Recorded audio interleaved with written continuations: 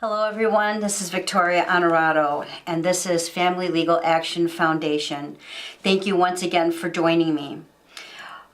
We have some very good topics this evening in regards to many issues on immigration and the children, and what is the separation situation for families across the country.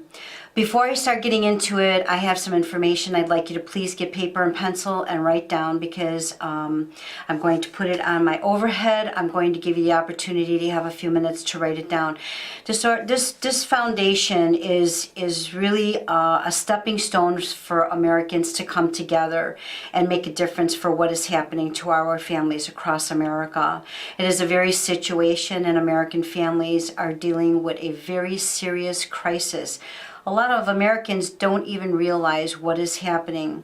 But now that a lot of issues have come to light and there is a lot of focus in the media, a lot of media attention, and what has been progressing with the immigration and the child separation situation, we need to bring forward what is happening across our country as Americans. So please get paper and pencil. Please write this information down, and you can reach me at any time from this information. You can contact me on my website, my Facebook page, through an email, and we can discuss any issues, or if you wish to sponsor or support any of this that deals with the American families and reuniting and healing our children. Hold on one second, please. All right, I would like you to please write down this information: the Family Legal Action Foundation. I have the website, I have the Facebook page, and the email.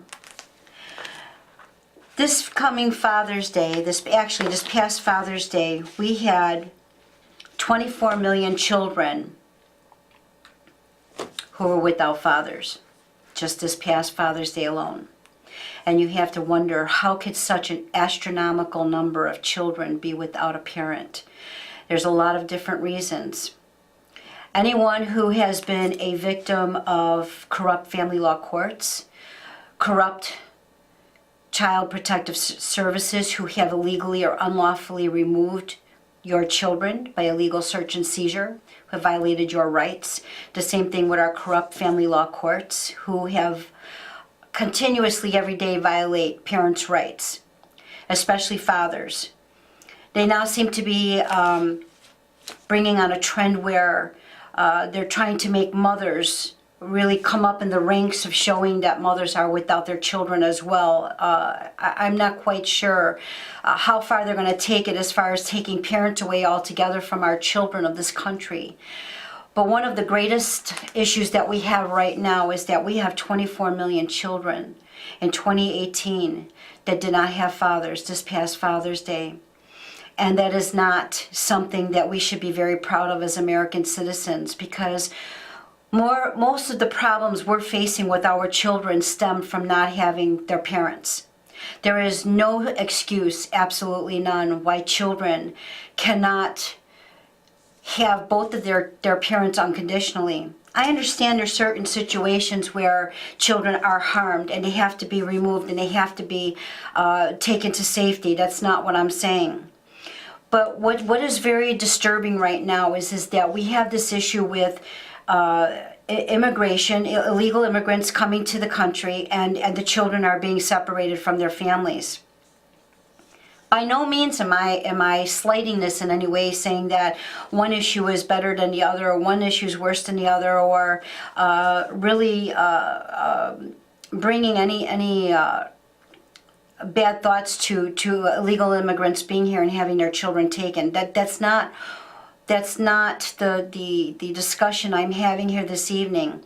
The discussion that is really what's so important are the children. It doesn't matter if they're illegal immigrants or if there are children and they're taken from American families. We have to recognize that the children, no matter how we look at it, are the ones who are being harmed. They're being traumatized. They're being traumatized emotionally, they're being traumatized mentally, regardless of whether they're illegal immigrant parents or they're American parents.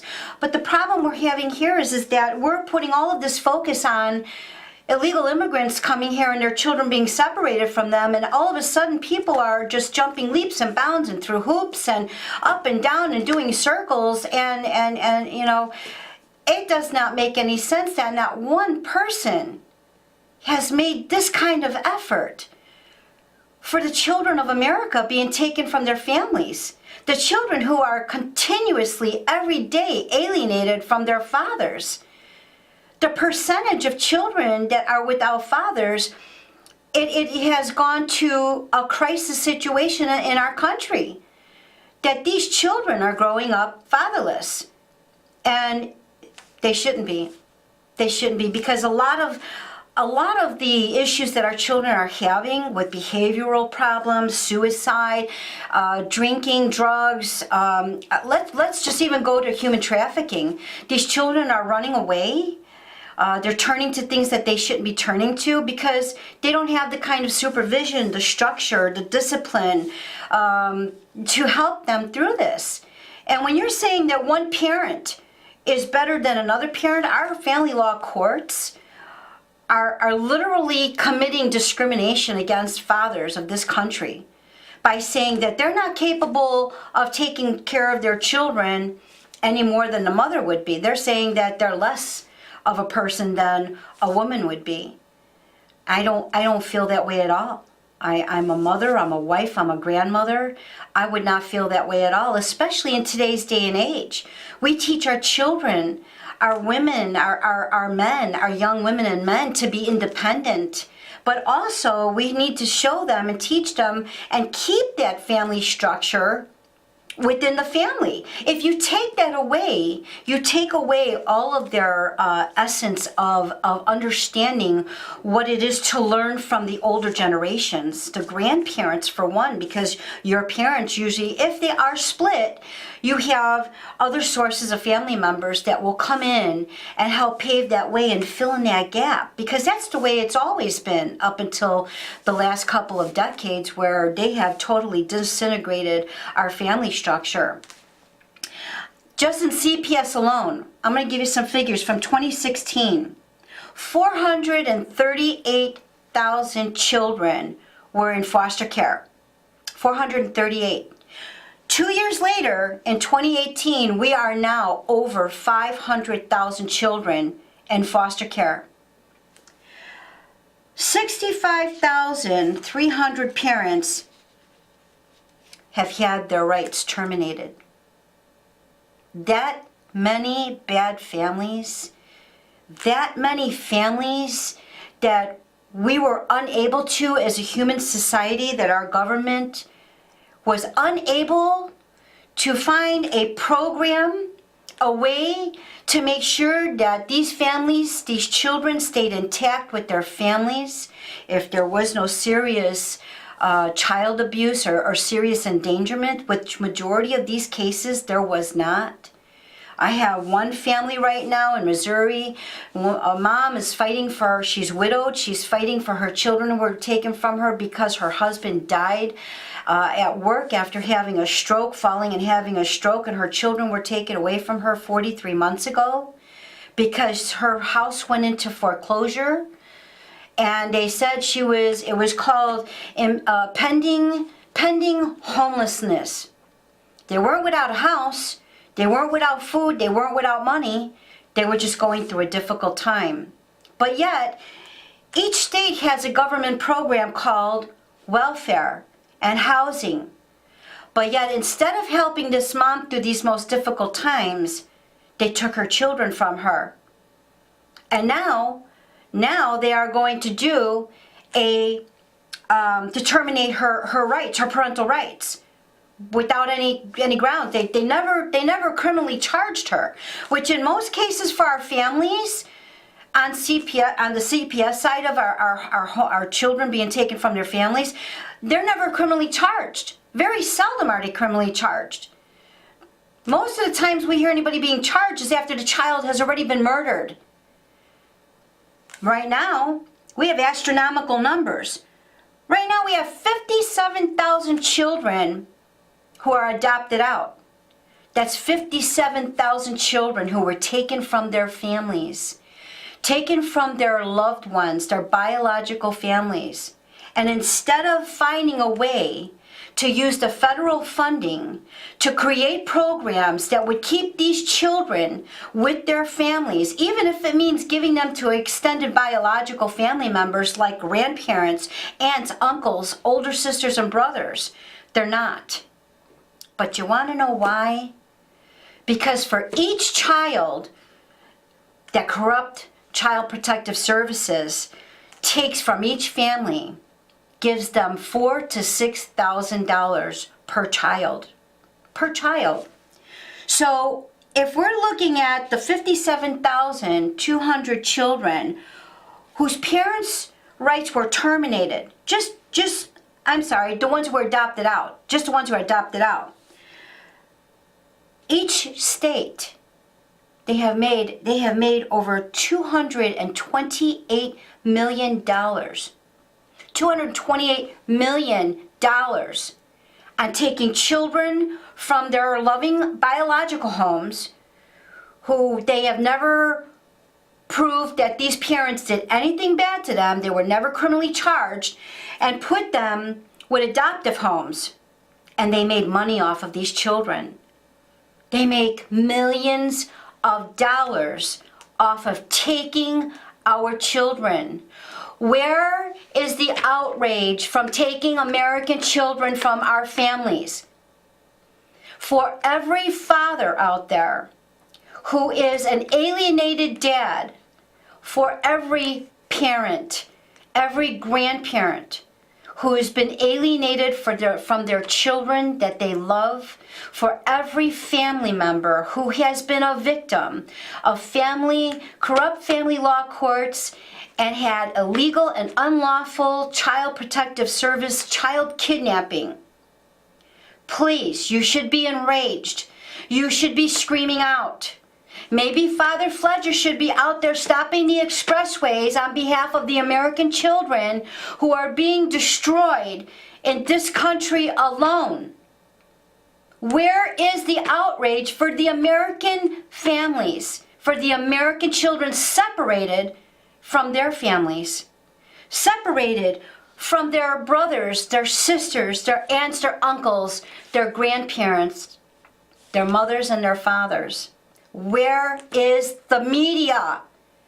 Not one news station is talking about all that goes on in our corrupt family courts. How about the children who are not being allowed to equally see both parents? Isn't that considered parental separation? I do. And you would think that a lot of our experts would agree with me as well. I mean, I've got a list here of sources from our government that show they know exactly what happens to these kids in a percentage basis because they're only growing up with one parent. One parent can't handle it. They never could, they never will. And so what that the parents separated? When people go to divorce court, they're divorcing each other. They're not divorcing their children. So why is it that these judges feel that they have the right to rule under the color of law, violate parents' parental rights, their constitutional parental rights, and take their children from them? And no one says boo about it. But yet, family law court is a $52 billion industry. Nobody's talking about that. How is that? How is that right for these kids? So we're gonna make an issue out of illegal immigrants' children being separated. And not that it's any less right or wrong. The thing is that the focus has been brought on someone who came to this country illegally, they're not protected by our Constitution. They don't have rights. They're not Americans. And I'm not saying they're bad for that. But what I'm saying is that where are those same rights for our American citizens? Our children who were born American citizens who are having their rights trampled on. Where is the outrage? Where is the shutting down of federal agencies and courtrooms and the Capitol? And you've got parents out there who are just having at it, just rally after rally and marches, the million marches we're doing in D.C., why aren't they paying attention to that? Why won't anybody pay attention to that? Where are our senators and our congressmen? How about Congressman Quigley? I was at your office back in October when I was graciously given my 1 hour to come in and talk with one of your people who just really wanted to shut me up because I had been asking for months to please come in and listen to me as an alienated grandmother and what is going on in this country as an advocate for families' rights, for parents' rights, for children's rights. And so after continuous asking and months and months and months going by, I was finally given that 1 hour. And I got all dressed up and I brought my best side with me and I sat down with your people. I didn't get a chance to meet you, Congressman, because apparently you must have had another engagement. Being a public servant, you weren't able to serve me by sitting down and affording me 1 hour of your time, Congressman Quigley. So after speaking for that 1 hour and bringing all my documentation, which was a 3-ring binder, and explaining how I could prove the perjury and the corruption in our family law courts, I was then told that, well, my 1 hour was up and that this person I was speaking with would be sure to send my concerns to Washington, D.C.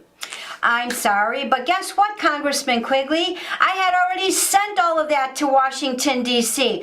But you are my congressman. I am your constituent. I am in your district.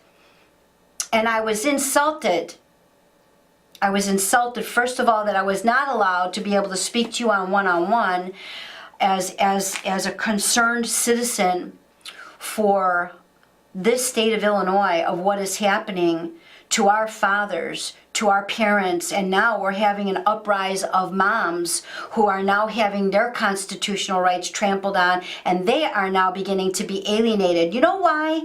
Because there's so much heat coming down on the fact that fathers are literally being stripped of their children. They're not even being given visitation. There's so much heat on the fact is that fathers are paying child support and they're not allowed to see their children. There's so much heat on the fact is that there are so many false allegations to obtain orders of protection, that women are using this system to falsely keep fathers away from their children just to get back at them for revenge. Instead of finding other avenues, the solutions are so simple, Congressman Quigley. They're so simple. And I just was told that you're sorry, your office doesn't get involved in family matters. Neither does Senator Durkin, neither does Senator Duckhorn. It seems that none of the senators in the state of Illinois want to get involved in family matters. But yet, all of you are the ones who create the laws, put the laws on the floor to be heard in our legislation, maybe even vote on them, or you veto them. Just like our governor. He doesn't get involved in family matters either. Why not? This is talking about what's being done to our children. Our children are being destroyed by our system, our courts. Not by the parents, by the courts, by our lawmakers. They're being destroyed by our lawmakers. Is that why we're having such a difficult time here in Illinois, that we don't want to pass a 50-50 shared parenting? Why? What's so wrong with that? What's so wrong with a child who had equal rights to see their parents when they were married and had an intact family, and because now the parents are going their separate ways, all of a sudden they're not allowed, they're not worthy of seeing their parents on equal terms? Why not? Other states are doing it. Why not? We need some answers. The American people want some answers. I'm going to give all of you, please, write this information down. Please, we need to come together. We need to come together as the American people who see this destruction, who are victims of it, who are being destroyed now, right now as I speak, by our corrupt family law courts, or who have child protective services violating your rights and coming in and taking your children, no warrant, no reason, you're not criminally charged, and you're not going before the courts with any kind of paperwork, with any reports explaining why they illegally took your children without a warrant and violated your constitutional rights. It's called a unlawful search and seizure to take your property. You are covered under several of our amendments. One of them would be the 5th Amendment, our 14th Amendment, our 28th Amendment, and several others. Do not allow yourself to be abused any longer. There should be outrage at the number of children in this country who are being ripped from their families. They're asking the courts, please let me stay with my mom and dad. Please let me stay with my grandparents. But they're not. Not only that, but CPS is refusing. They're violating their own rules in their handbooks, and they are not seeking out extended biological family members to put these children with. You know why? Because they don't want to lose that $228 million, that $4,000 to $6,000 for every child that they steal from you. So I ask you to please reach out to this foundation, the Family Legal Action Foundation. We are there as advocates. We are there to try and reunite these families and heal these children. And we need to do this together. So let's see some outrage. I know I am. Thank you so much for joining me this evening, and I will see you again.